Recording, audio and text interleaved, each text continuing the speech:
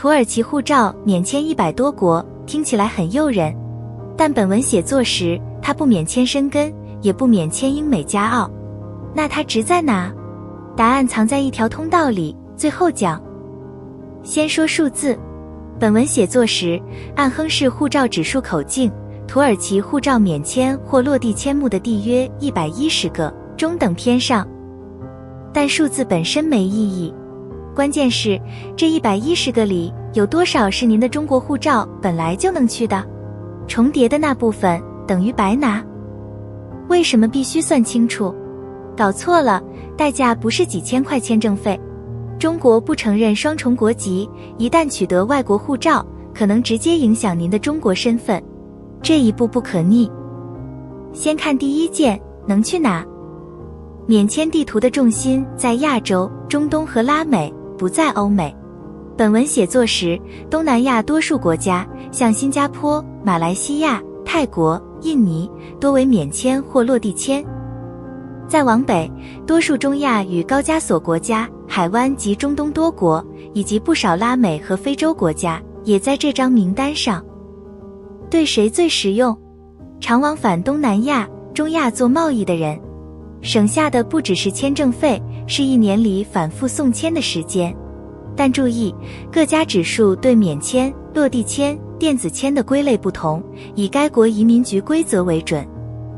第二件，最容易踩空，不能去哪？本文写作时，土耳其护照不免签申根区，英国、美国、加拿大、澳大利亚，主流发达经济体一个都不在名单里。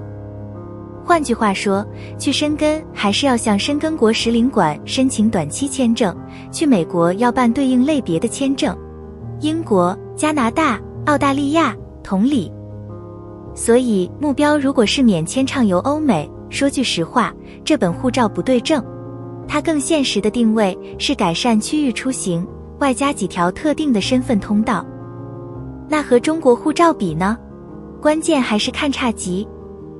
东南亚多数国家，土耳其护照多为免签或落地签，中国护照部分免签，部分仍需签证。申根、英加澳两本都要签证。真正拉开差距的只有2块，部分拉美与非洲，土耳其护照覆盖更广，还有美国方向，它多出一条通道，中国护照没有。这条通道就是开头说的那件事，美国12条约投资签证。土耳其是美国12条约投资签证的缔约国。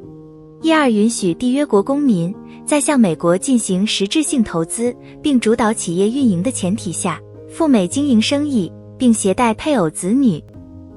关键在这，中国并非12缔约国，中国护照持有人无法直接申请。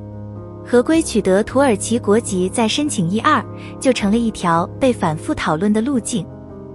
门槛呢？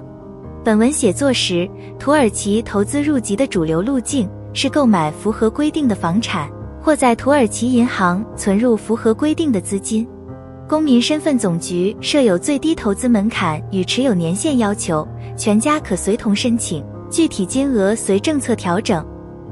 现在回到开头留的那个扣，这里有2个坑，很多人是签完合同才发现的。第一个 E2 不等于绿卡，它是非移民签证，也不直接通往永久居留。美国国务院对投资入籍者设有最短持籍时间等附加条件，还要求投资真实、金额充分，能创造就业。能否走通取决于个案，没有机构能保证审批结果。第二个坑更重，中国不承认双重国籍。根据《中华人民共和国国籍法》，定居外国的中国公民自愿取得外国国籍的，可能被视为自动丧失中国国籍，并可能影响户籍及出入境方式。所以重点从来不是拿哪本护照，而是顺序。谁先办，家庭成员是否都办，以及未来在中国境内的社保、置业与继承。建议由两地执业律师共同评估。还有一个提醒，免签政策、停留天数、电子签规则经常调整。出行前查目的地移民局或使领馆官方页面，确认准入类别与停留天数。值不值，看您要的是差级还是总数。只想欧美旅游免签，它不对症，看重区域流动性加上1、2这样的结构性通道，它可能是合理的一环。关注我，少走弯路，主页了解更多。中土华信在伊斯坦布尔是全中文团队，端到端陪同，关键节点给您中文书面汇报。